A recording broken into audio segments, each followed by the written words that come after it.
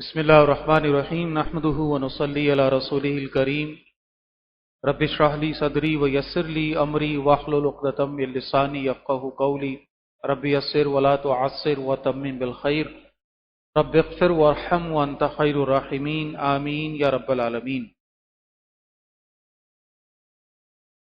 جیسا کہ پچھلی دفعہ عرض کیا تھا کہ قیامت کی نشانیاں اور اس میں سے جو ایک بہت بڑی نشانی دجال کا خروج، اس کے حوالے سے کچھ بات ہے انشاءاللہ جو آج ایک ترتیب کے ساتھ آپ کے سامنے رکھنے کا ارادہ ہے۔ اور اس کا ہمارے پچھلا جو موضوع چلتا رہا پچھلے 3 جمعوں سے، یعنی وہ صہیونیت، اس کے عزائم، اس کی تاریخ اور جو کچھ وہ کرنا چاہتے ہیں، جو ان کے مقاصد باطلہ ہیں جن کو وہ حاصل کرنے کے لیے اس وقت جو بھی ہے پوری دنیا کا منظرنامہ ہمارے سامنے،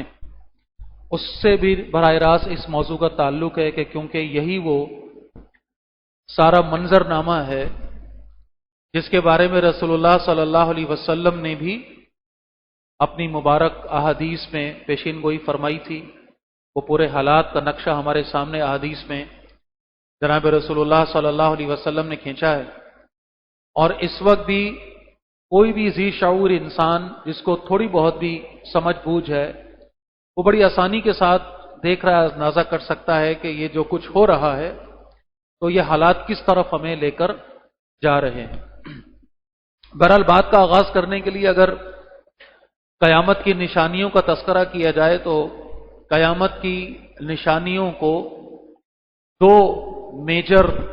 کیٹیگریز میں ڈیوائڈ کیا گیا ہے۔ ایک کہلاتی ہیں علامات صغرا، چھوٹی علامتیں،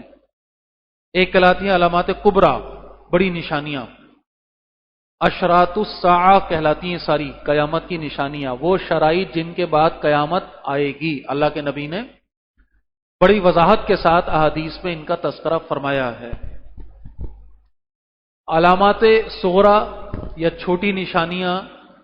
ان کو پھر مزید 2 میں تقسیم کیا گیا ہے۔ ایک کہلاتی ہیں علامات بعیدہ، دور کی علامات، ایک کہلاتی ہیں علامات متوسطہ، درمیانی علامات، اور وہ جو علامات کبرا ہیں، بڑی نشانیاں، ان کو ایک اور نام دیا گیا اور وہ ہے علامات قریبہ، قریب کی علامتیں، بڑی علامتیں جو قیامت سے بالکل پہلے وارد ہوں گی۔ تو یہ جو علامات صغرا ہیں، اس میں سے پہلی جو کیٹیگری علامات بعیدہ، دور کی علامتیں، وہ تو قرآن و احادیث میں جو بات آتی ہے، مثال کے طور پر سورہ قمر کے آغاز میں اگر ہم پڑھیں، اور جو انداز مفہوم عرض کر رہا ہوں، اللہ نے وہاں پر اختیار فرمایا ہے کہ چاند 2 ٹکڑے ہو گیا اور قیامت قریب آ گئی۔ اس کی تفاسیر میں بھی اللہ کے بندوں نے بہت ساری تفصیلات لکھی ہیں۔ ان میں اہم بات یہی ہے کہ چاند کا 2 ٹکڑے ہونا اصل میں یہ قیامت کی نشانیوں میں سے ایک نشانی ہے۔ اور اسی طرح رسول اللہ صلی اللہ علیہ وسلم کا بھی یہ فرمانا کہ میں اور قیامت ایسے ایک ساتھ بھیجے گئے۔ آپ نے 2 انگلیوں کو اس طرح ملایا اور ایسے دکھایا اپنے صحابہ کو اور فرمایا میں اور قیامت ایسے ساتھ بھیجے گئے ہیں۔ تو علماء فرماتے ہیں کہ خود جناب رسول اللہ صلی اللہ علیہ وسلم بھی، آپ کا مبعوث ہونا بھی کیا ہے؟ قیامت کی نشانیوں میں سے ایک نشانی۔ یعنی آپ آخری رسول ہیں، آپ کے بعد تو کوئی رسول، کوئی نبی آنا نہیں ہے، اب تو قیامت ہی آنی ہے بس۔ تو یہ علامات بعیدہ کہلاتی ہیں، یعنی چاند کا 2 ٹکڑے ہونا، رسول اللہ صلی اللہ علیہ وسلم کا مبعوث کیا جانا۔ پھر اسی طرح کچھ اور علامتیں بھی اس حوالے سے بیان کی جاتی ہیں جو صحابہ کرام کے دور میں ہی وارد ہوئیں۔ علامات بعیدہ وہ گزر چکی، ہو چکی، اب قیامت بہت قریب ہے۔ پھر یہ جو کیٹیگری ہے علامات متوسطہ، درمیانی علامتیں، ان کی بہت ساری الگ الگ ڈائمنشنز ہیں۔ اللہ کے نبی صلی اللہ علیہ وسلم نے بہت تفصیل کے ساتھ مختلف احادیث میں ان علامات کا تذکرہ فرمایا۔ علامات صغرا، علامات متوسطہ، یہ مختلف نام ہیں جو ان کو دیے گئے۔ اور آج ہمارے سامنے یہ علامتیں کئی ساری تو بالکل وضاحت سے سامنے واضح ہیں، کچھ وہ ہیں جو اب ہوتی بھی نظر آ رہی ہیں۔ مثال کے طور پہ برائی کا عام ہو جانا، چوروں کو، لٹیروں کو، ڈاکوؤں کو، بدترین لوگوں کو اپنا سربراہ، اپنا حکمران بنا لینا، غلط کو صحیح اور صحیح کو غلط سمجھا جانا، گھر گھر سے گانے باجے کی آواز کا آنا، بدترین جو تمہارا ہوگا وہ تمہارا سردار بن جائے، یہ احادیث کے الفاظ ہیں۔ پھر اسی طرح جو حکمران ہے وہ عوام کی دشمن، اور جو عوام ہے وہ حکمرانوں کی دشمن، ایک دوسرے کو بد دعائیں دے رہے ہیں، یہ علامت ہے قیامت کی علامتوں میں سے۔ پھر اسی طرح اپنے یعنی جو باندی ہے، جو کنیز ہے، اس کا اپنے آقا کو جننا۔ کیا مطلب؟ آج آپ دیکھیں کہ اولاد جو ہے، اولاد وہ آقا بنی ہوئی ہے، بلکہ بعض لوگوں نے تو خدا بنایا ہوا ہے۔ ماں باپ جو ہیں وہ غلام بن گئے، باندی، کنیز، غلام والی کیفیت، اور اولادیں جو ہیں وہ ان کی آقا بنی ہوئی ہیں۔ تو یہ قیامت کی نشانیوں میں سے ایک نشانی۔ اسی طرح ایک موقع پہ فرمایا کہ یہ جو غریب دیہاتی ہیں، عرب بدو جس کو ہم کہا کرتے تھے، جن کے پاؤں میں چپلیں تک نہیں ہوتی تھی، یہ اونچی اونچی عمارتیں بنانے میں ایک دوسرے سے سبقت لے جائیں گے۔ تو آج آپ دیکھیں عرب، آج سے 100 سال پہلے کیا کیفیت تھی اور ایک دم پچھلے 100 سال میں کیا ہوا ہم جانتے ہیں۔ اور اس کے بعد جو دولت کی ریل پیل، اور اس میں پھر یہ جو نمود و نمائش، بیراہ روی، اور عمارتوں کی جو اب مسابقت، جو کمپٹیشن چل رہا ہے کہ کون ایسی عمارت بنائے گا جو آسمان کو چھوئے گی، ہم جانتے ہیں اس وقت ہمارے سامنے۔ تو یہ مختلف علامت ہیں۔ عورتوں کا کثرت زیادہ ہو جانا، اہم معاملات کو عورتوں کے سپرد کیا جانا، عورت کا اپنے شوہر کی تجارت میں شریک ہو جانا، یعنی عورتیں اب تجارت اور وہ سارے معاملات چلائیں، بازاروں کا بہت قریب قریب ہو جانا، ہر تھوڑے 2 قدم کے بعد ایک بازار، یہ ساری کیا ہیں؟ بہت طویل لسٹ ہے، بہت ساری اس کے اندر تفصیلات ہیں جو ان علامتوں کو اللہ کے نبی نے بیان فرمایا۔ اسی طرح 30 دجال اللہ کے نبی نے فرمائے جو میری امت میں آئیں گے، جھوٹے نبی، بدعان نبوت معاذ اللہ جو آتے رہے، ہم سب جانتے ہیں۔ رسول اللہ کے دور سے ہی، آپ کے بالکل دنیا سے جانے کے فوراً بعد ہی گویا یہ آغاز ہو گیا تھا اس علامت کا، تو اور آج تک یہ چل رہا ہے معاملہ کہ جھوٹے نبی آتے رہے، اور وہ ان کو بھی اللہ کے نبی نے دجال کہا، دجال۔ یہ ترتیب بھی مختلف انداز میں ہم جانتے ہیں ان علامتوں کے اعتبار سے ہمارے سامنے اس وقت موجود ہے۔ فتنوں کا بہت زیادہ ہو جانا، فتنوں کا بارش کے قطروں کی طرح گرنا، رات کے تاریک حصے سے بھی زیادہ تاریک کسی فتنے کا ہونا، پہچان ہی نہ سکے آدمی کیا صحیح کیا غلط۔ علماء کے حوالے سے اللہ کے نبی نے بہت کچھ فرمایا، فتنوں کا ان کے اندر سے اٹھنا اور انہی میں چلے جانا، قرآن کی اجرت لینا، یہ ساری علامتیں ہمیں جو اس وقت سامنے، مسجدوں کے حوالے سے بہت کچھ فرمایا، بیجا نمود و نمائش، اسراف، مسجد کی زیب و زیبائش پر، اس کی تزئین و آرائش پر بے انتہا خرچ، یہ قیامت کی علامتوں میں سے علامت سے جو اللہ کے نبی فرما کر گئے۔ تو بہرحال یہ کہ یہ بہت ساری علامتیں جو اس وقت ہمارے سامنے مختلف انداز میں۔ اب آ جائیے جناب علی علامات قریبہ، اور جن کو ہم علامات کبریٰ بھی کہہ رہے ہیں، بڑی علامتیں۔ احادیث میں 10 بڑی علامتیں ہیں جو اللہ کے نبی نے ارشاد فرمائی، اور ان 10 بڑی علامتوں میں ایک یہ ہے کہ ایک دھواں ہے کہ جو نکلے گا۔ اب اس کی تفصیلات بھی بہرحال احادیث میں موجود ہے کہ کس طرح سے نکلے گا، کیسے یہ چھا جائے گا، اور کیسے پھر یہ سارا معاملہ ہوگا۔ پھر اسی طرح دجال ان علامتوں میں سے ایک علامت ہے جس پر ابھی تھوڑی سی مزید بات میں آپ کے سامنے رکھوں گا۔ پھر اسی طرح دابۃ الارض، زمین کا ایک جانور، یہ نکلے گا۔ پھر اسی طرح مغرب سے سورج کا طلوع ہونا، یہ بھی ان بڑی علامتوں میں سے ایک علامت ہے۔ حضرت عیسیٰ علیہ السلام کا نزول، یہ بھی ان علامتوں میں سے ایک علامت ہے۔ یاجوج اور ماجوج جو آئیں گے، وہ بھی ان میں سے ایک۔ پھر اسی طرح آپ نے 3 حوالوں سے فرمایا کہ مشرق کا زمین میں دھنس جانا، مغرب کا زمین میں دھنس جانا، اور یہ جزیرت العرب جو ہے اس میں زمین کا دھنس جانا، یہ بھی ان علامتوں میں سے جو 10 بڑی علامتیں یہ گنی جاتی ہیں۔ پھر ایک آگ ہے جو یمن سے نکلے گی اور لوگوں کو ہانکے گی اور محشر کی طرف، سرزمین شام کی طرف جمع کرے گی، یہ بھی احادیث میں بات آتی ہے، یہ بھی ان بڑی علامتوں میں سے ایک علامت ہے۔ قیامت سے پہلے جو حالات ایک ترتیب کے ساتھ احادیث میں اور علماء کرام نے جو بیان فرمائے ہیں، ان میں اگر ایک ترتیب لے لیں تو جو آج کل کے حالات ہے اور اس ترتیب سے ہم اس کو لے کر چلیں جو بات سمجھ میں آتی ہے، باقی تو اصل تو اللہ جانتا ہے کیا کیسے کب ہوگا۔ حالات یہ مزید خراب ہوتے چلے جائیں گے۔ یہودی یا جس کو ہم صہیونی اصل میں کہنا چاہیں گے کہ وہ اصل جو ان کے عزائم ہیں، جو پوری دنیا پر قابض ہو کر لوگوں کو غلام بنانا چاہتے ہیں، اور بڑا ٹارگٹ ان کا کلیئر کیا ہے کہ وہ گریٹر اسرائیل جو انہوں نے بنانا ہے،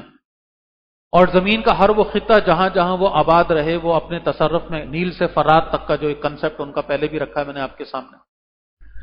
اس کے لیے وہ لگے ہوئے ہیں اور عیسائیوں کو وہ استعمال کر رہے ہیں۔ عیسائی اس وقت ان کے اعلی کار بنے ہوئے ہیں، انہی عیسائیوں کو یہ استعمال کریں گے مسلمانوں سے لڑانے کے لیے،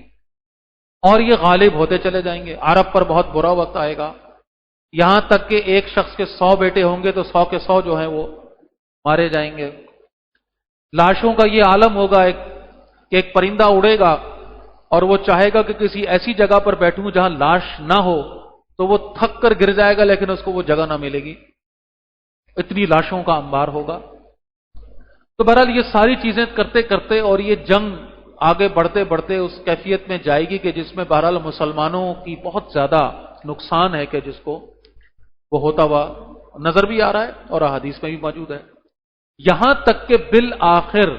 جب مسلمان سمٹتے سمٹاتے صرف مدینہ اور مکہ میں رہ جائیں گے، یعنی ہر طرف مغلوبیت کا معاملہ ہو جائے گا، اور یہ عیسائی جو اصل میں صہیونیوں کی گرفت میں ہیں یہ قابض ہوتے چلے جائیں گے، پورے عرب پر تقریباً ہو جائیں گے، اور پھر وہاں حضرت مہدی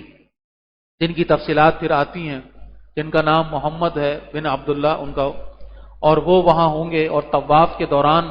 اور یہ بھی احادیث میں آئے کہ جھوٹے مدعیان بھی اٹھیں گے، مہدی ہونے کے دعوے دار ہوں گے، لوگ پہچان لیں گے لیکن، اور پھر ان کو پہچانیں گے لوگ کہ یہ ہیں اصل میں وہ لیڈر ہوں گے، یہ وہ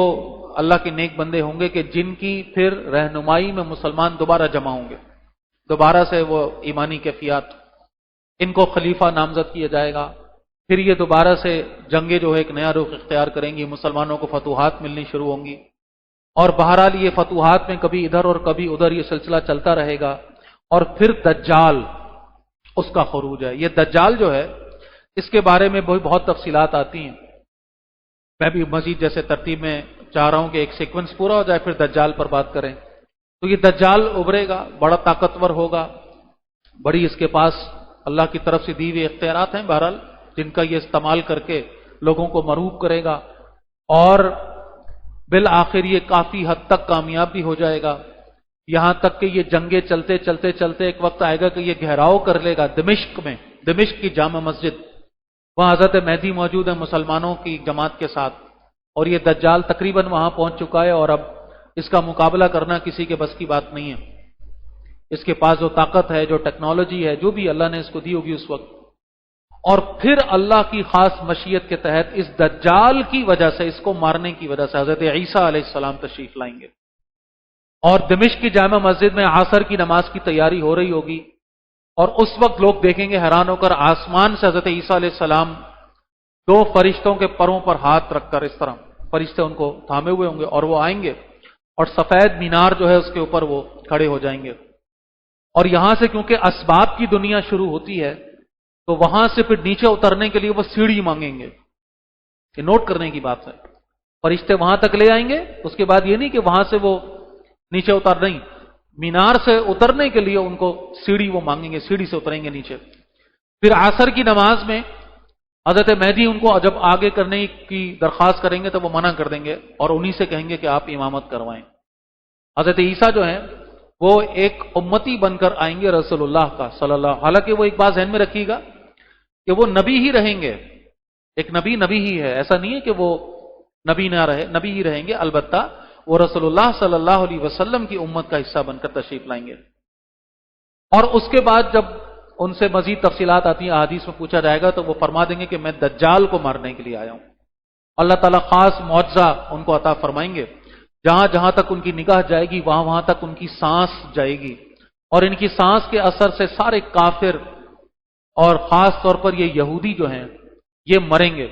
ایک ایک یہودی کا خاتمہ ہوگا، اور یہاں تک کہ دجال جب ان کو دیکھے گا تو بھاگے گا، دوڑے گا، اور وہ اس کا پیچھا کریں گے، یہاں تک کہ باب لد جو ہے وہاں جا کر اس کو پکڑ لیں گے اور وہاں اس کا خاتمہ کریں گے اور وہ ختم ہو جائے گا۔ اور پھر مسلمانوں کی حکومت، حضرت مہدی کا انتقال، عیسیٰ علیہ السلام رہیں گے، آپ جو ہے وہ جانشین ہو جائیں گے، کہہ لیجیے وہ حکمران ہو جائیں گے، شادی بھی کریں گے، آپ کے بچے بھی ہوں گے، یہاں تک کہ پھر امن کا دور آ جائے گا، اور اس کے بعد پھر نکلیں گے یاجوج اور ماجوج۔ یہ وہ قوم ہے جو بڑی خطرناک، جس کا تذکرہ قرآن میں سورہ کہف میں بھی آتا ہے۔ اب ان کی حقیقت کیا ہے، ان کی تفصیلات کیا ہیں، اس پر تو بہت لمبی چوڑی علمی مباحث ہیں، اس وقت ہمارا وہ اسکوپ نہیں ہے کہ اس تفصیل میں ہم جائیں۔ بہرحال یہ کہ یہ قوم ہے بڑی خطرناک، جن کی تعداد کثرت کے حوالے سے اللہ کے نبی نے فرمائی کہ وہ ہر پہاڑ سے اترتے ہوئے محسوس ہوں گے، اور ایک خاص سمندر ہے عرب میں، مشرق وسطیٰ میں، کہ جس کے بارے میں فرمایا کہ یہ ان کی فوج کا اگلا حصہ جب وہاں سے گزرے گا تو سارا اس کا پانی اس خلیج کا اس حصے کا پی جائے گا، اور پچھلا حصہ جب پہنچے گا تو وہ خشک پائے گا اس جگہ کو۔ اور عیسیٰ علیہ السلام جو ہے اللہ کے حکم سے اپنے جو بھی مسلمان ہیں ان کو لے کر کوہ طور میں جا کر پناہ لیں گے، اور ان پر کسی کا بس نہ چلے گا، یاجوج ماجوج پر، یہاں تک کہ یہ اس طرح خاتمہ کر دیں گے تمام انسانوں کا، اپنے دشمنوں کا، کوئی نہ بچے گا، اور یہ آسمانوں کی طرف تیر چلائیں گے، اور وہ تیر آسمانوں سے جب واپس پلٹیں گے تو وہ خون آلود ہوں گے۔ واللہ عالم کہ اب اس کی کیا تفاصیل ہیں، بہت سارے لوگوں نے بہت ساری رائے دی ہیں۔ اب یہ ہے کہ پھر عیسیٰ علیہ السلام دعا فرمائیں گے اللہ سے، اور اللہ سبحانہ و تعالیٰ ان کی دعا کی وجہ کے ان کے قبول فرمائیں گے، اور پھر ایک خاص بیماری ان کے اندر آئے گی، اور اس بیماری سے یہ مریں گے، اور ان کی لاشیں اتنی ہوں گی کہ دنیا میں رہنا ممکن نہیں رہے گا، بدبو اور تعفن کا یہ معاملہ ہوگا۔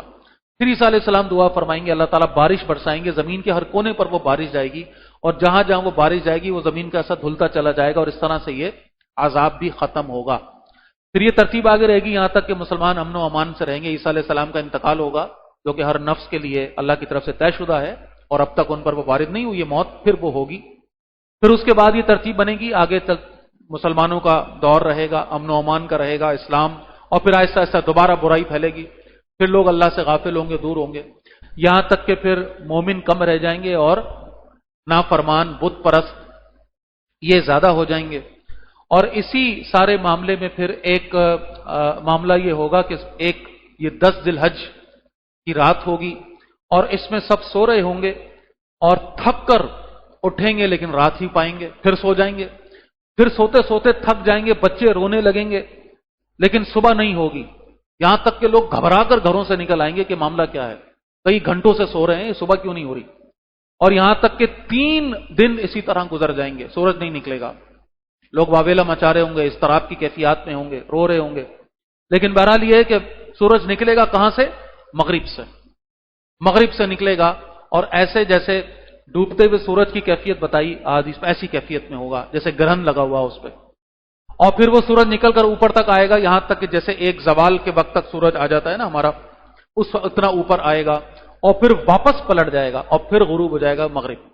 اور پھر دوبارہ سے روٹین اسی میں آ جائے گا، اور پھر یہ ترتیب اسی طرح چلتی چلی جائے گی۔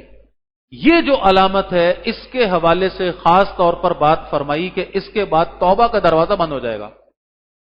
یہ علامت جو ہے یعنی اس سے پہلے جو مومن تھا وہ مومن، اور جو کافر ہے، جو مشرک ہے، جو منافق ہے، جو اللہ کا نافرمان ہے وہ بس گیا تھا۔ اب اگر کوئی توبہ کرے گا اب اس کی توبہ قبول نہیں ہوگی، یہ آخری گویا اللہ کی طرف سے نشانی اس انداز میں۔ پھر یہ ترتیب چلتی رہے گی، بعض جگہ بعض علماء نے اس کو ریلیٹ کیا ہے کہ تقریباً 100 سال، 120 سال، بعض نے 40 سال، بہرحال اللہ جانتا ہے۔ پھر یہ ترتیب چلتی رہے گی یہاں تک کہ پھر ایک بڑی نشانی یہ ہے کہ ایک زمین سے جانور نکلے گا، کوہ صفا سے زمین پھاڑ کر باہر آئے گا،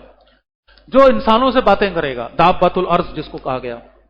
اور اس کی خاص بات یہ ہے کہ اس کے پاس بتایا گیا حضرت موسیٰ علیہ السلام کا عصا ہوگا اور حضرت سلیمان علیہ السلام کی انگوٹھی ہوگی، واللہ عالم اس کی مزید تعبیر کیا ہے۔ نیک لوگ جو بچ گئے ہیں ان کے ماتھے پر یہ اس عصا سے نشان لگا دے گا، اور جو بد کردار ہیں اللہ کے نافرمان اس انگوٹھی سے ان کے ماتھے پر نشان لگائے گا۔ اور پھر یہ مومن اور منافق بالکل واضح ہو جائیں گے کہ یہ مومن ہے اور یہ اللہ کا نافرمان ہے، یہ منافق ہے، یہ کافر ہے۔ پھر اللہ کی طرف سے ایک خاص حکم اور ایک ہوا چلے گی سرزمین شام کی طرف سے، اور اس ہوا کے اثر سے جتنے مومنین ہیں وہ سب انتقال کر جائیں گے، سب کی روح نکل جائے گی سارے۔ اللہ کے نبی نے فرمایا قیامت کسی مومن پر نہیں آئے گی،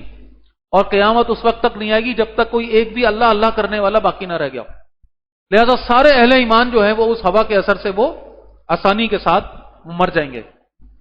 اور صرف اس زمین پر چلنے پھرنے والے کون رہ جائیں گے؟ کافر، بد کردار، اللہ کے نافرمان۔ اور پھر اس کے بعد وہ آگ کا نکلنا یمن سے، اس کی ترتیب کچھ لوگوں نے بتائی، اور یہ یہاں تک کہ پھر سور میں اللہ کے حکم سے حضرت اسرافیل علیہ السلام پھونکیں گے،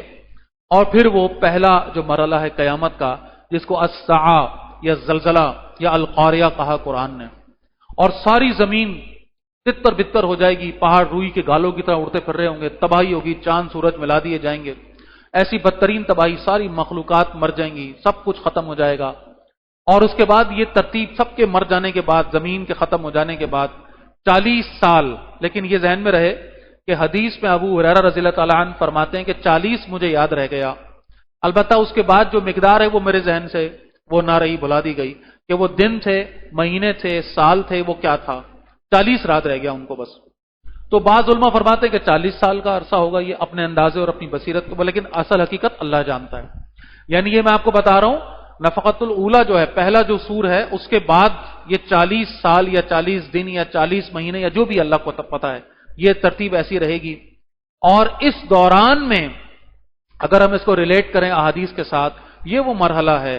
کہ جس میں غالباً جتنے بھی وہ لوگ ہیں جو دفنا دیے گئے، مر گئے، ان کے جسم بن رہے ہوں گے، ایک رویدگی ہے آسمان سے شبنم کی طرح وہ برس رہی ہوگی، اور یہ جسموں کی گویا واللہ عالم، گویا نئے سرے سے جو ہے وہ ترتیب بننے کی وہ چل رہی ہوگی، اور سارے انسانوں کے جسم جو راکھ بن گئے، جو ذرے بن گئے، جو مٹی بن گئے یا کچھ بھی، وہ دوبارہ سے ان کی بننے کا ترتیب ہے یہ 40 کے اس دوران میں۔ اور پھر زمین، دوسری تبدیلی ہے کہ زمین کو برابر کیا جائے گا، کوٹ کوٹ کر برابر کر دی جائے گی، اور یہ زمین جو ابھی گول ہے بالکل فلیٹ ہو جائے گی، اور یہ بھی امکان ہے اس بات کا کہ یہ جتنے سورج، چاند، سیارے، بڑے بڑے پلانٹس، ان سب کو جوڑ کر گویا ایک بڑی زمین بنا دی جائے، واللہ عالم، کیونکہ اتنے انسانوں کا اجتماع ہے اول سے آخر، واللہ عالم۔ پھر یہ ہے کہ اس دوران یعنی یہ 40 کا یہ وقت گزرنے کے 40 سال ہے یا دن ہے یا جو بھی، واللہ عالم۔ پھر یہ ہے کہ اللہ کے حکم سے دوسری دفعہ سور میں پھونکیں گے اسرافیل علیہ السلام، نفقۃ الاخری جس کو کہا گیا، دوسرا جو یہ سور ہے، اس سور کے اثر سے سارے کے سارے مردے اٹھ کر بیٹھ جائیں گے، یعنی یہ روحیں لوٹا دی جائیں گی ان سب کے اندر، اور یہ اٹھ کر بھاگیں گے میدان محشر کی طرف، اور ایک ایک قبر سے کئی کئی لوگوں کا نکلنا، اور پھر وہ ساری تفصیل، اور پھر میدان محشر میں جمع ہوں گے، اور اس کے بعد یہ حساب کتاب کا، یہ قیامت ہے، اس کو کہا قیامت، کھڑے ہونے کا دن، جو 50,000 سال کا دن ہوگا۔ یہ پھر ترتیب اس میں حساب کتاب، اور پھر جنت دوزخ کا فیصلہ ساری۔ اب اس میں درمیان میں دجال کی اگر بات کر لیں، دجال یہ جو نام ہے اصل میں یہ لقب ہے، ذہن میں رہے، اس کا اصلی نام نہیں ہے، یہ لقب ہے۔ دجال بہت بڑا جھوٹا، فریبی، یہ لفظ جو ہے نا دجل، دجل کے معنی کیا ہے؟ فریب، دھوکہ۔ پہلے بھی میں نے عرض کیا تھا کہ عربوں میں یہ معاملہ تھا کہ کسی دھات کو، چاندی کو، پیتل کو، لوہے کو، سونے کا پانی اگر چڑھا دیا جائے، ہمارے یہاں بھی ہوتا ہے سونے کا پانی چڑھا ہوا ہوتا ہے، تو اصل میں وہ تو سونا نہیں ہے لیکن دیکھنے میں کیا لگ رہا ہے؟ سونا یا گولڈ۔ اس پروسیس کو وہ دجل کہتے تھے، دجل، یہ آفیشل ورڈ ہے، یعنی ہے کچھ اور نظر کچھ آ رہا ہے، وہیں سے یہ لفظ اللہ کے نبی نے لیا ہے۔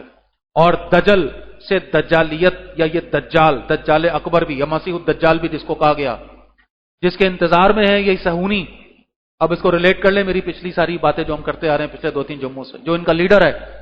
جس کی سربراہی میں یہ پوری دنیا پر، جس کے آنے کی شرط یہ ہے کہ گریٹر اسرائیل بنائیں اور مسجد اقصی کو شہید کریں، اور یہ ساری ہم پیچھے پڑتے ہوئے آ رہے ہیں، اور اسی کو بلانے کے لیے یہ پوری انہوں نے ساری ترتیب بنائی ہوئی ہے۔ بہرحال یہ دجال جو ہے کہا گیا، اللہ کے نبی نے فرمایا قوم یہود سے ہوگا، اللہ کے نبی نے فرمایا ہر نبی نے اپنی امت کو اس سے ڈرایا ہے، اور نبی اکرم نے تو صلی اللہ علیہ وسلم اتنا زیادہ اس کے فتنے سے خبردار کیا کہ صحابہ میں یہ معاملہ ہمیں ملتا ہے احادیث میں کہ وہ کانپتے تھے، لرزتے تھے، اور یہاں تک بات ملتی ہے کہ ہمیں لگتا تھا کہ ابھی دروازہ کھولے گا اور دجال آ جائے گا. تو ایسے صحابہ جو ہیں وہ اس حوالے سے اللہ کے نبی صلی اللہ علیہ وسلم نے بڑی وضاحت کے ساتھ اس فتنے کو جو ہے اس کی تفصیلات جو ہمارے سامنے رکھی اور فرمایا کہ ایک آدم علیہ السلام کی تخلیق سے لے کر قیامت قائم ہونے تک کوئی بھی فتنہ دجال کے فتنے سے بڑھ کر نہیں ہے. وہ بھاری برکم جسم، سرخ رنگت، گنگریالے بال اور ایک آنکھ سے نابینا ہے اور اس کی ایک آنکھ لٹکے ہوئے انگور کے دانے جیسی ہے.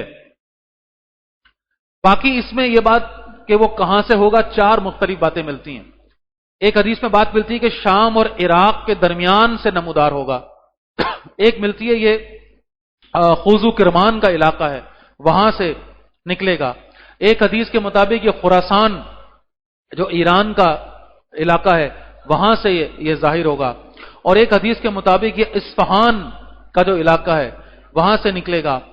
اور اس کے اولین جو پیروکار ہیں وہ یہود ہوں گے جو فوراً اس پر ایمان لے آئیں گے. اور ایک حدیث میں کہا کہ 70,000 لوگ ہوں گے کہ جو اس کے ساتھ فوراً اس کی فوج میں شامل ہو جائیں گے. احادیث میں کیونکہ یہ الگ الگ جگہ ہیں تو اس پر علماء نے کچھ اس کو تطبیق بھی کیا آپس میں ایک دوسرے کے ساتھ کہ یہ امکان ہے کہ یہ پیدا یہاں ہوا ہے، فرسٹ ٹائم نمودار وہاں سے ہوا ہے، یا یہ کہ اس کے اعلان جو ہے لیڈرشپ کا وہاں سے ہوا ہے، اس کی بیعت وہاں جگہ کی گئی ہے. تو اس انداز میں یہ 3-4 جگہوں کے جو نام ہیں آپس میں ایک دوسرے کے ساتھ لنک کر جاتے ہیں. یعنی یہ دونوں باتیں موجود ہیں کہ یہ مشرق سے نمودار ہوگا یا یہ کہ یہ وہ وہاں عرب کے علاقوں سے ہوگا. باقی اس کی اصل حقیقت کہ یہ کیسے نکلے گا، کہاں سے آئے گا، اللہ اس کی حقیقت کو جانتے ہیں. باقی ایگزیکٹ تعین اس کا احادیث میں نہیں ہے کہ ایگزیکٹلی اسی جگہ سے اس کا نکلنا جو ہے وہ ثابت ہو. باقی یہ جناب علی کہ اس کے فساد کے حوالے سے اللہ کے نبی نے فرمایا کہ مسلمان شام کے جبل دخان کی طرف بھاگیں گے اور دجال وہاں اگر ان کا محاصرہ کرے گا اور یہ محاصرہ بڑا سخت ہوگا اور بڑی سخت مشقت میں ان کو ڈال دے گا، یہاں تک کہ عیسیٰ علیہ السلام ہے کہ ان کا نزول ہوگا. یعنی عیسیٰ علیہ السلام ہی کے نزول کی وجہ سے یہ معاملہ دبے گا، ورنہ اس دجال پر قابو پانا مسلمانوں کے بس کی بات نہیں ہوگی. باقی اس کی دعوت کی اگر بات کریں تو احادیث میں تفصیلات آتی ہیں. شعبدہ بازی، مس میرزم کا ورڈ آج کل کے حساب سے زیادہ فٹ ہوتا ہے، جس کو یہ استعمال کرے گا. اب اس کی حقیقتوں کو اللہ جانتا ہے. احادیث میں یہ بات آئی ہے کہ جن ہوں گے اس کے تابع اور یہ جنات میں سے حکم دے گا اور کسی شخص کے ماں باپ کی روح کو دھار کر جو کہ مر چکے ہیں وہ جنات آ جائیں گے اور یہ کہے گا دیکھ میں تیرے ماں باپ کو زندہ کر کے لے آیا، لہذا مجھ پر ایمان لے آ. آج کل کے حساب سے بات کریں واللہ عالم کی اس کی مزید تفصیلات کیا ہیں، میں بار بار عرض کرتا ہوں کہ یہ انسان جو ہے وہ اپنی سوچ کے حساب سے اپنے علم کو استعمال کرتے ہوئے یہ ساری باتیں کرتا ہے. اور علماء کرام نے اور اہل بصیرت نے بہت کچھ اس بارے میں لکھا. میں تو سارے جو باتیں بتائی گئی ہیں وہی آپ کے سامنے دہرا رہا ہوں. اصل حقیقت ایگزیکٹ کیا ہے تو اللہ جانتا ہے. جیسے ایک جگہ پر یہ بات آتی ہے کہ یہ کھیت میں جائے گا، وہاں ایک بوڑھا شخص کھیت کو پانی دے رہا ہوگا اور یہ جا کر اس سے کہے گا کہ میں خدا ہوں، مجھ پر ایمان لے آ. تو وہ شخص کہے گا تو یہاں سے دفع ہو جا، چلا جا یہاں سے، یہ بات نہ کر. اور وہ کہے گا کہ اچھا اگر میں تیرے ماں باپ کو جو مر چکے ہیں زندہ کر کے لے آؤں. اب یہ شخص صرف اس چیلنج کو چیک کرنے کے لیے کہ ہاں ٹھیک ہے لا کے دکھا. اب یہاں بات سمجھیے گا کہ یہ بھی غلط ہو جائے گا. چیلنج لینا ہی نہیں ہے، اس کا لینا ہی نہیں ہے. بہرحال یہ کہے گا لا کے دکھا. اور یہ کیا کرے گا، اس کے مرے ہوئے ماں باپ کو زندہ لا کے. اب یہ دونوں باتیں ہیں، جنات میں سے ہے یا یہ اس جنات سے مراد اگر تو کوئی ٹیکنالوجی ہے، واللہ عالم، بار بار عرض کر رہا ہوں اللہ جانتا ہے کہ شاید کوئی ٹیکنالوجی کا وہ ہولوگرام کا تصور ہمارے سامنے آ چکا ہے اور ایکسپیریمنٹس بھی ہو رہے ہیں. یہاں تک کہ وہ ایک ورچوئل ریالٹی کے ہیلمٹس پہنا کر لوگوں کو ان کے مرے ہوئے سے ملاقاتیں کروا رہے ہیں. چین میں، جاپان میں، جرمنی میں وہی تجربات ہو رہے ہیں، کہاں سے کہاں بات پہنچی ہوئی ہے. اب اس کی کیا حقیقت ہے، کیسے ہوگا، کیا ہوگا، اللہ جانتا ہے. بہرحال یہ کہ اس کے مرے ہوئے ماں باپ اس کے سامنے آ جائیں گے اور وہ آ کر اس شخص سے کہیں گے کہ اے بیٹے یہ جو کہہ رہا ہے بالکل ٹھیک کہہ رہا ہے، یہ خدا ہے تو اس پر ایمان لے آ. اور وہ اتنا تائب ہو جائے گا اپنے مرے ہوئے ماں باپ کو اس طرح جیتا جاگتا اپنے سامنے صحیح سالم دیکھ کر کہ وہ فوراً جو ہے وہ معاذ اللہ وہ ایمان لے آئے گا اس کی خدائی پر اور مارا جائے گا. پھر اسی طرح بہت ساری احادیث ہیں جس میں اس کے حوالے سے اس کی جو دجل ہے، اس کا جو جھوٹا پن ہے، اس کو اللہ کے نبی نے بیان فرمایا اور فرمایا کہ مفہوم عرض کر رہا ہوں کہ تمہیں اطلاع ملے کہ وہاں دجال ہے تو وہاں سے نکل جاؤ، دور ہو جاؤ. اس سے مقابلہ یا اس کے پاس جا کر یہ سوچ کر کہ بھئی دیکھو میں دیکھتا ہوں اس کو میں مسئلہ حل کرتا ہوں، نہیں. فرمایا جو دجال کی خبر سن لے اس سے دور رہے. اللہ کی قسم آدمی اپنے آپ کو مومن سمجھ کر اس کے پاس آئے گا اور وہ ایسے شبہات پیدا کر دے گا کہ وہ اس کی پیروی کرنے لگ پڑے گا. یعنی اس کے ڈاؤٹس اتنے خطرناک ہوں گے کہ یہ شخص اپنے ایمان سے ہاتھ دھو لے گا۔ یہ عالمگیر فتنہ ہے، پوری دنیا کے اندر جو فتنہ جو ہے تیزی کے ساتھ پھیل رہا ہوگا۔ اور مزید تفصیلات آتی ہیں، مثال کے طور پر ایک نوجوان کو مارے گا پھر زندہ کر دے گا، مادرزاد اندھے کو کوڑی کو تندرست کر دے گا، مردوں کو زندہ کرے گا، ایک شخص کو مارے گا پھر زندہ کرے گا، یہ تفصیلات بھی آتی ہیں۔ پھر اسی طرح اس کا قبضہ تمام زندگی بخش وسائل یعنی پانی پر، آگ پر اور غذا پر ہوگا۔ پھر اسی طرح یہ کہ اس کے پاس بے تحاشا دولت اور زمین کے خزانے ہوں گے، قدرتی وسائل اس کے بس میں آ جائیں گے، یہاں تک کہ یہ بات تک آتی ہے کہ وہ حکم دے گا بارش کا، بارش ہونے لگے گی، فصلوں کو حکم دے گا، فصلیں نکل پڑیں گی، قحط کا لانا، خشک سالی کا کر دینا ہے، یہ اس طرح سے اتنا قادر ہوگا، اللہ نے اس کو یہ اختیار دیا ہوگا۔ اسی طرح زمین پر ایسے چلے گا جیسے ہوا بادلوں کو اڑا لے جاتی ہے، اور فرمایا اس کے گدھے کے کانوں کے درمیان، اب اس گدھے سے مراد اس کی سواری ہے یا یہ کہ وہ کوئی گدھا ہے اللہ جانتا ہے، بہرحال بات جو سمجھ میں آتی ہے کوئی نہ کوئی اس کی سواری ہے، اس کے کانوں کے درمیان کا فاصلہ 40 ہاتھ کا ہوگا، اتنی بڑی اس کی سواری ہے جس پر بیٹھ کر یہ اڑے پھرے گا۔ پھر اسی طرح ایک نقلی جنت اور دوزخ اپنے ساتھ لے کر چلے گا، جس کی تفصیل یہ بتائی گئی کہ جو اصل میں جو جنت جس کو یہ دکھا رہا ہوگا وہ اصل میں کیا ہے، دوزخ ہے، اور جو یہ دوزخ دکھا رہا ہوگا لوگوں کو وہی اصل میں کیا ہے، جنت ہے۔ پھر اسی طرح موت اور زندگی پر ظاہری طور پر اس کی قدرت، اس کی مدد شیاطین کریں گے، اور مردہ لوگ ہیں کہ آ کر اس کی گواہی دیں گے۔ پھر اسی طرح اور تفصیلات بھی آتی ہیں، اب وہ اس وقت بات کو تھوڑا سمیٹ لیتا ہوں اس لیے کہ وقت مختصر ہے، کہ بس گزارش یہ ہے کہ اس کی تفصیلات ضرور پڑھیں اور اپنے بچوں کے سامنے ضرور ان تفصیلات کو رکھیں تاکہ ہم اور ہمارے بچے ذہنی طور پر تیار ہوں کہ اس طرح کے واقعات جو اللہ کے نبی نے فرمائے بڑی وضاحت کے ساتھ، جو ہوتے ہوئے بڑی قریب اب نظر آ رہے ہیں، پھر وہ احتیاطی تدابیر کیا ہیں، اپنے ایمان کی حفاظت، اپنے آپ کو اس سے دور رکھنا، اس سے بچانے کی تدبیر، زیادہ سے زیادہ ایمان اور ایمان والوں کے قریب رہنا، علم والوں کے قریب رہنا، عمل والوں کے قریب رہنا، مسجدوں کے ساتھ جڑے رہنا، فتنوں سے اپنے آپ کو دور رکھنا، ہر طرح کے گناہ سے کنارہ کش ہونے کی کوششیں کرنا، یہ ساری وہ باتیں ہیں جو تفصیل کے ساتھ جو ہے مختلف۔ اسی طرح سورہ کہف کی تلاوت یہ بہت اہم ہے، اللہ کے نبی نے فرمایا دجال کے فتنوں سے جو محفوظ رہنا چاہے سورہ کہف کی ابتدائی اور آخری 10 آیات کی تلاوت، اور کب کرنی ہے جی؟ جمعے کے دن بالخصوص، اللہ توفیق دے روز کریں لیکن جمعے کے دن کا معاملہ ضرور اس حوالے سے۔ پھر توکل صرف اور صرف اللہ پر کیا جائے، اللہ ہی کے ساتھ اپنے آپ کو جوڑا جائے، مادہ پرستی سے اپنے آپ کو بچایا جائے، میٹیریلزم، دجال کی سب سے بڑی طاقت وہ مادہ پرستی ہے، مادہ پرستی، میٹیریلزم، اسباب پر توکل، توکل بھروسہ، یہ سارا کا سارا اللہ سے توڑ کر اسباب پر، مال پر، دولت پر، دنیا کی ٹیکنالوجی پر ہو جائے، یہ دجل کی سب سے بڑی طاقت ہے، دجال کی سب سے بڑی طاقت۔ فرمایا کہ جو آگ وہ دکھا رہا ہوگا وہ اصل میں پانی ہوگا، اور جو پانی وہ دکھا رہا ہوگا وہ اصل میں وہ آگ ہے۔ تو ایک شخص اگر دجال کو پائے تو اللہ کا نام لے اور جو آگ وہ دکھا رہا ہے اس آگ میں داخل ہو جائے، یعنی اپنے ایمان کو اگر بچانا ہے تو آگ میں داخل ہو جانا قبول کر لے، لیکن اس کے دکھائی ہوئی جنت یا اس کا جو پانی وہ دکھا رہا ہے اس پر بھروسہ نہ کرے۔ وہ آ کر ایسے سبز باغ دکھائے گا کہ مجھ پر ایمان لے آؤ، میں تمہارے یہ مسئلے بھی حل کر دوں گا، میں تمہارے فلاں جگہ تمہیں فراوانی کر دوں گا، اور وہ کرے گا، وہ اس حد تک دسترس پا چکا ہوگا دنیا کے وسائل پر کہ جو اس کی خدائی کا جو ہے وہ اعلان کر معاذ اللہ ایمان لے آئے گا اس کے اوپر، اس کے لیے فراوانی ہو جائے گی، اس کے لیے سارے وسائل ہیں کہ وہ مہیا ہو جائیں گے، مال و دولت کے انبار خزانے ہیں کہ جو اس کو مل جائیں گے، آسانیاں دنیا۔ لیکن ظاہر سی بات ہے کہ ایسا شخص پھر اپنا عذاب جو ہے وہ آخرت کے لیے اپنے لیے اس کو مستحق کر لے گا، اور جو شخص اس کے سامنے تن کر کھڑا ہو جائے اپنے ایمان کو بچانے کے لیے، زندگی اس کے لیے تنگ ہو جائے گی، مصیبت زدہ ہو جائے گی، مشکلات اور صبر کے مراحل ہیں جو ان کے اوپر آئیں گے، جو دجال کے خلاف آ کر کھڑے ہو جائیں گے۔ اور اللہ کے نبی نے فرمایا، ایسے وقت میں ایک حدیث کا مفہوم عرض کر رہا ہوں،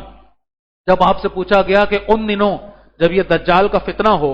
ہم کیا کریں، آپ نے فرمایا تسبیح، تحمید، تکبیر، یعنی سبحان اللہ، الحمدللہ اور اللہ اکبر، اللہ کا ذکر زیادہ سے زیادہ، نوافل کا اہتمام، قرآن کی تلاوت، اور پھر اسی طرح عملی اعتبار سے دجال اور دجالی نظام کے خلاف کھڑے ہو جانا۔ ایسے لوگوں کا ساتھ جو دجال کے خلاف کھڑے ہوں، دجالی نظام، طاغوتی نظام کے خلاف آواز اٹھانے میں لگے ہوں، ایسے لوگوں کا ساتھ دینا یہ ضروری ہے آج اس دجل کے دور میں۔ دیکھیے ایک بات کو سمجھیے، ایک ہے دجال،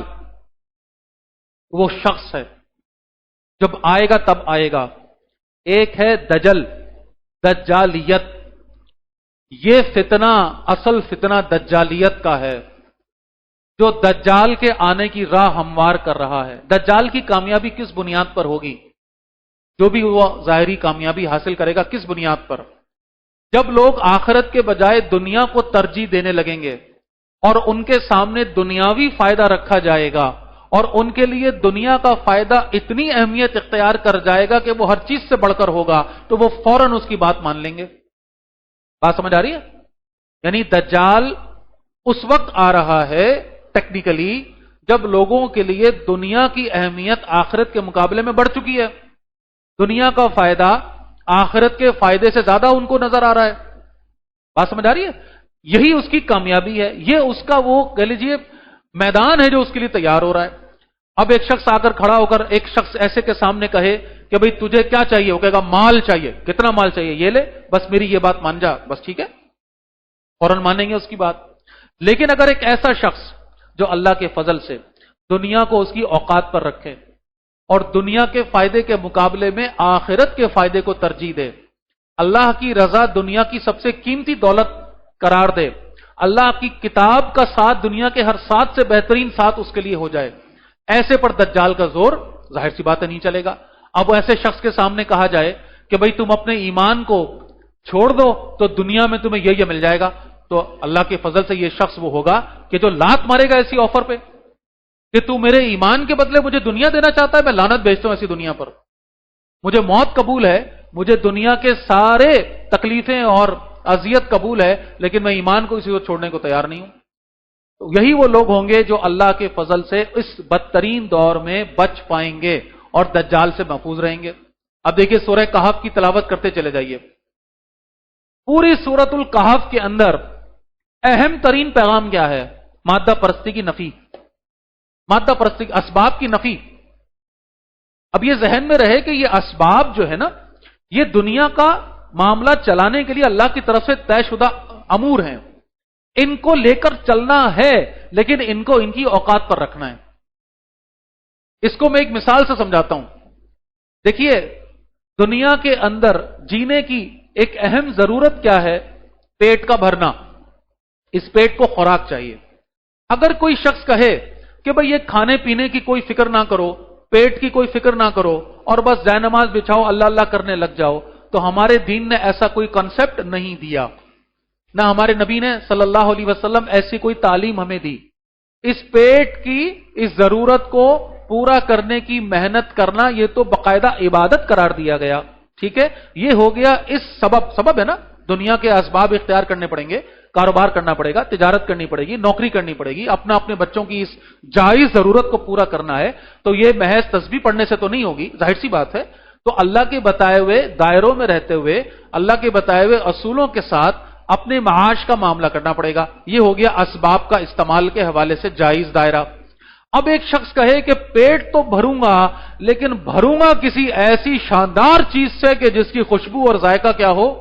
وہ اس لیول کا ہو اور اس لیول کا ہو۔ یہ سادہ کھانا یہ نہیں چلتا بھائی میرے لیے، یہ قناعت، یہ صبر کے نہیں بھائی، یہ ہم سے نہیں ہوتا، ہم تو کھائیں گے یہ جناب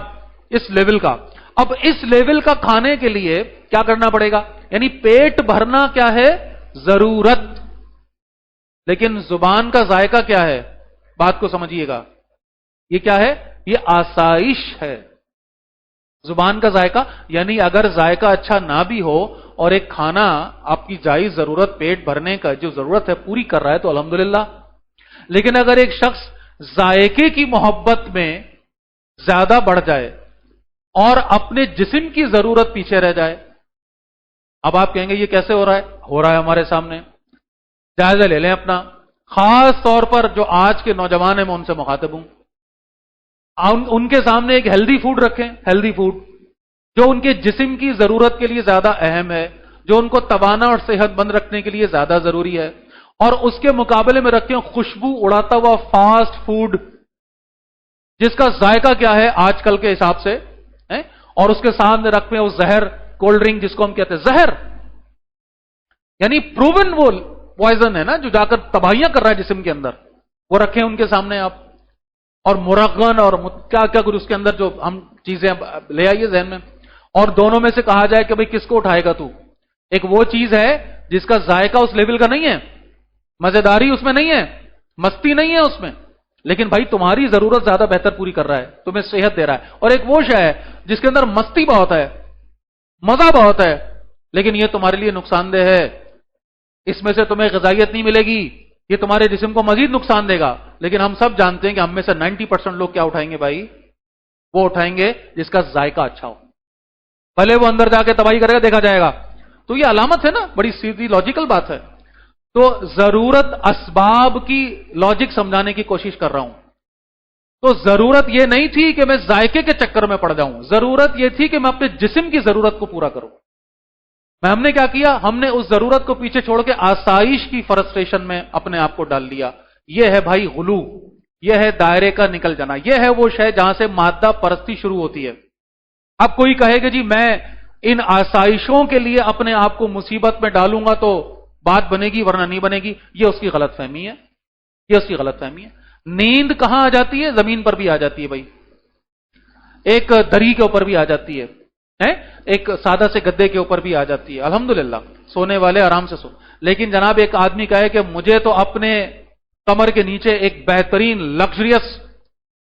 پکسل بیسڈ میٹریس چاہیے جو ایک ایک ابھار کو میرے اپنے اندر سیٹ کرے اور یہ لگژری مجھے ملے، اور یہ ٹھیک ہے، کوئی اینڈ نہیں ہے پھر اس کا، کوئی اینڈ نہیں ہے۔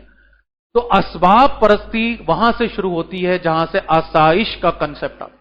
اور آسائشوں کی دوڑ میں جب انسان پڑتا ہے تو پھر یہ اسباب اس پر حاوی ہوتے چلے جاتے ہیں، پھر دنیا کی محبت، دنیا کی اہمیت،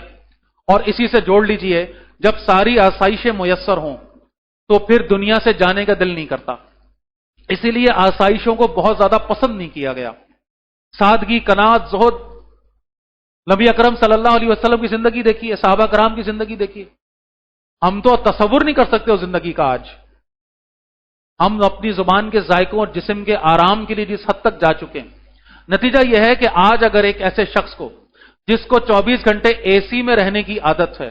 اگر کہا جائے کہ تم دین کی خاطر ذرا باہر آؤ، ایک احتجاج میں مسلمانوں پر ظلم ہو رہا ہے بھائی، ہم یہ احتجاج کر رہے ہیں یہاں دھوپ میں کھڑے ہو کر 1 گھنٹے کے لیے، تو یہ اس شخص کے لیے قیامت ہے،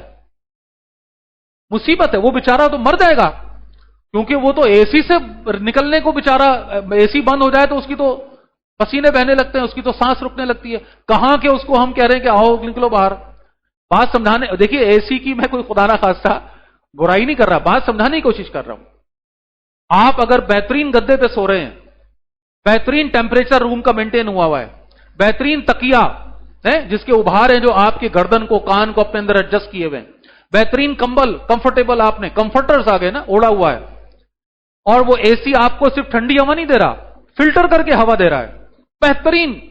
اور آپ سو رہے ہیں، کیا ہی بات ہے جناب، کیا مزے ہیں۔ ایسے میں فجر کی اذان کی آواز آئے، اول تو اس کمرے کے اندر کیسے آئے گی؟ کیونکہ کمرے کو فلٹرڈ ایئر مل رہی ہے، تو ظاہر سی بات ہے اس کو پورا کیا کیا ہوا ہے؟ پیک کیا ہوا ہے۔ باہر کی ہوا تو پولوٹیڈ ہے، وہ اندر آنے نہیں دی جا رہی، باہر کی آواز ڈسٹرب کر رہی ہے نیند کو، وہ اندر آنے نہیں جا رہی، تو اذان کی آواز کیسے آئے گی؟ ایک تو بڑا مسئلہ یہ ہے نا، لاجیکل بات ہے، لیکن چلیں الارم لگا ہوا ہے، کچھ بھی ہے، اٹھا۔ اب مجھے بتائیے ایسے شخص کا اٹھنا آسان ہے؟ اس کو فجر کی نماز یا کسی بھی نماز کے لیے اپنا اے سی چھوڑ کر، اپنی کمفرٹیبل سیٹ چھوڑ کر، اپنا گدا چھوڑ جانا آسان ہے؟ اس شخص کے مقابلے میں جو بس ایسے سو رہا ہے کہ بیچارہ ہر تھوڑی دیر بعد پریشان ہو کر اٹھتا ہے، اس کروٹ سوتا ہے تو یہ دب جاتا ہے، اس کروٹ آتا ہے تو یہ دب جاتا ہے، سر جس تکیے پر رکھا ہوا موٹا سا سخت تکیہ روئی والا، اب وہ جناب یہاں درد ہو گیا، ادھر پلٹ گیا ہے، گرمی کا عالم ہے، پسینے بہ رہے ہیں، ایسے میں فجر کی اذان ہے کہ الحمدللہ جان چھٹی بھائی، اٹھو دوڑو۔ وہ تو پہلے ہی بس سو رہا تھا گزارے کے لیے کہ جسم کی ضرورت ہے پوری ہو جائے، پریشانی میں سو رہا ہے، تو ایسے شخص کو تو اشارہ چاہیے فوراً، بھائی اٹھ اور کھڑا ہو جا، اللہ اکبر کہہ کے فوراً اٹھے گا، دوڑے گا۔ تو بات سمجھانے کا مقصد یہ ہے، یہ آسائشیں ٹھیک ہے، اس کی کوئی دائرہ نہیں ہے، کوئی پابندی نہیں ہے، لیکن اس کا ایک تعین ہونا چاہیے۔ یہ اس موضوع سے متعلق کیوں ہے بات؟ یہ ہے دجالیت کی بنیاد، یہ ہے اسباب پرستی، مادہ پرستی کی بنیاد۔ جتنی لگژریس لائف، جتنی پر آسائش بہترین زندگی کی تمنا میں جئیں گے، اتنی آسانی سے دجال کی گود میں جا بیٹھیں گے، اتنی آسانی سے دجالیت کا شکار ہوں گے، یہ ذہن میں رکھیے۔ لہذا اللہ مجھے اور آپ کو توفیق عطا فرمائے کہ اس فتنے سے اپنے آپ کو بچائیں، اور اس کے لیے مادہ پرستی کی نفی، اسباب کی نفی۔ دنیا میں ایسے جیسے ایک مسافر ہے، تھوڑی دیر کے لیے آیا ہے، اس نے رہنا ہے اور پھر جانا ہے، اصل زندگی وہ ہے، اس کا سامان یہاں کرنا ہے۔ اللہ مجھے اور آپ کو توفیق عطا فرمائے، اور دجال اور دجالیت کے ہر فتنے سے، ہر پہلو سے، ہر اینگل سے، ہر زاویے سے ہمیں اور ہماری اولادوں کو محفوظ فرمائے۔ پہلے بھی عرض کیا ہے، جمعہ 4 چیزوں سے ہے۔ جمعہ، یہ جمعے کی نماز پڑھ دینے سے بات نہیں بنے گی محض، جمعے کی نماز ان 4 میں سے ایک ہے، یہ جمعے کی نماز، اس کا اہتمام ان 4 میں سے ایک ہے۔ دوسری چیز کیا ہے جو جمعے کو جمعہ بناتی ہے؟ سورہ کہف کی تلاوت۔ اللہ توفیق دے پوری سورہ کہف، اور کم از کم یہ کہ ابتدائی 10 آیات اور آخری 10 آیات، کم از کم۔ دوسری شے۔ تیسری چیز استغفار، کثرت کے ساتھ، کثرت کے ساتھ۔ جمعہ یعنی جمعرات کو وہاں مغرب کی نماز سے لے کر یہ جمعے کو ابھی مغرب، یہ پورا دن جمعہ ہے، یہ شب جمعہ بھی کیا ہے؟ جمعے میں شامل ہے۔ یہ کثرت کے ساتھ استغفار، چلتے پھرتے اٹھتے بیٹھتے۔ اور چوتھی چیز جو جمعے کو جمعہ بناتی ہے وہ ہے درود، رسول اللہ صلی اللہ علیہ وسلم پر درود کی کثرت، یعنی ایسی ترتیب بنا لی جائے کہ بھئی 100 دفعہ استغفار، پھر 100 دفعہ درود، پھر 100 دفعہ استغفار، جو بھی ترتیب اللہ توفیق دے اپنے اپنے حساب سے، ایک دفعہ یہ پڑھ لیں، ایک دفعہ وہ پڑھ لیں، اس نماز سے سماج تک یہ پڑھ لیں، اس نماز سے سماج تک وہ پڑھ لیں، جو بھی ترتیب بنے، ہزار کا اپنے لیے سائڈ، 1000 دفعہ یہ پڑھوں گا، 1000 دفعہ وہ پڑھوں گا، اللہ عالم کون شخص کیا کیپیبلٹی رکھتا ہے۔ تو یہ 4 چیزیں، نماز جمعہ، سورہ کہف، کثرت سے استغفار اور کثرت سے درود کا ورد، یہ 4 چیزیں ہوں گی تو جمعہ جمعہ بنے گا، اور پھر ہم دجال کے فتنے سے انشاءاللہ محفوظ رہ سکیں گے۔ اللہ تعالی ہم سب کے لیے آسانیاں فرمائے۔ اقول قولی ھذا واستغفر اللہ لی ولکم ولسائر المسلمین والمسلمات۔